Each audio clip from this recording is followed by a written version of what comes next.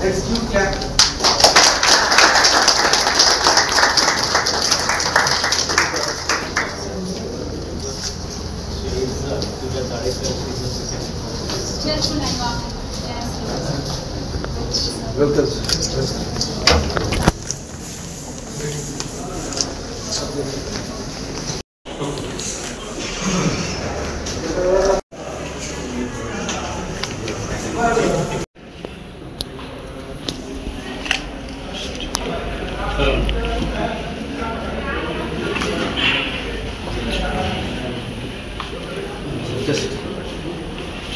या कुंदेन्दु तुषारहार धवला या शूद्रवस्त्रावृता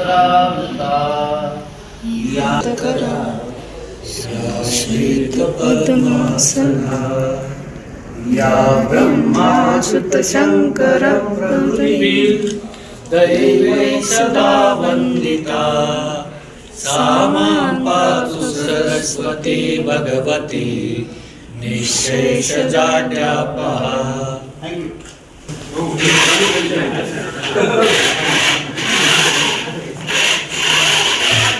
You have to take by your own hand now.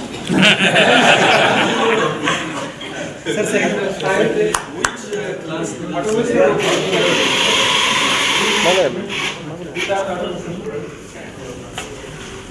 Thank you. Please come here. आता जो माझा प्रोजेक्ट आहे तो कमी प्राईसमध्ये आहे.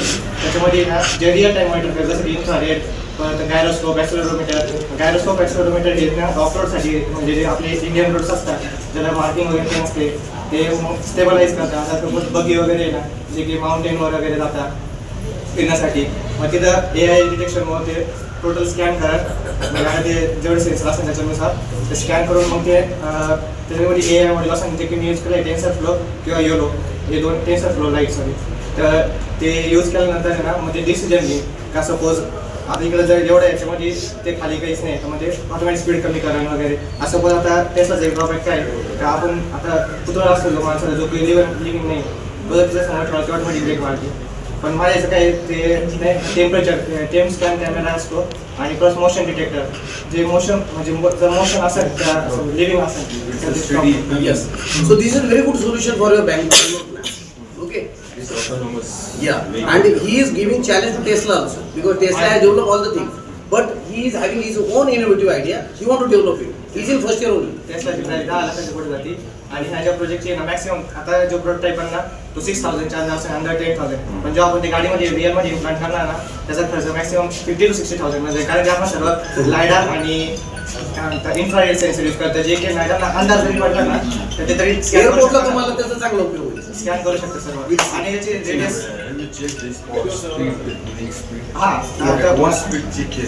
So what we are doing, we are going to implement in the what you are for your directly in the real time application. So if you permit us, we will work on that. आणि also we are not using a GPS कारण GPS मध्ये काय असतं तर ते छोटे roads आहे ते GPS मध्ये दिसत नाही लवकर त्यामुळे ते गाडीला त्रास होतो. तर त्याच्यापेक्षा जर AI डिटेक्शन किंवा कॅमेरा आणि सेन्सर असले ना. Anybody want to explain anything? Sir, this is one more LiDAR based. सांगितलं माझं AI autonomous space and agriculture application. So this basically we are using the LiDAR for mapping purpose. So it will map 2D and it will bypass the obstacle which we are facing between. And we are using ultrasonic sensor for measuring dump heights in.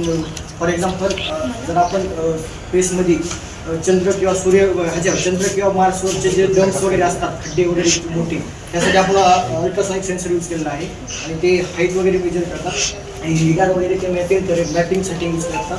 आणि आपल्याला इस्रोने आपल्याला म्हणजे एक problem statement असं दिलं होतं की एखादी अशी व्हेकल बनवायचं म्हणजे थोडक्यात भूमीवर जे ॲटोनॉमसली वर्क करेल आणि एखाद्या पर्टिक्युलर लोकेशनला जाईल आणि तिथलं सॉईल मॉइश्चर सेन्सर्स वगैरे सॉईल मॉइश्चर जे आहे ते टेस्ट करणे किंवा मग सॉईलचं ह्युमिडिटी काय वगैरे सगळं टेस्ट करून सॅटेलाईट कमी करेल आणि सॅटेलाईट थ्रू म्हणजे ह्याला आपल्या स्पेस स्टेशनला आपल्याला कळून जाईल. 2 ॲप्लिकेशन डेव्हलप आणि दुसरं म्हणजे सर जे जो डिले आहे तो कम्युनिकेशन डिलेला आपल्याला काय होतो इथनं आपण ज्यावेळेस एखादी कमांड सेंड करतो तो कमांड 15 मिनिटापेक्षा जास्त एका टायमाला 15 मिनिटांपेक्षा जास्त टाईम घेते.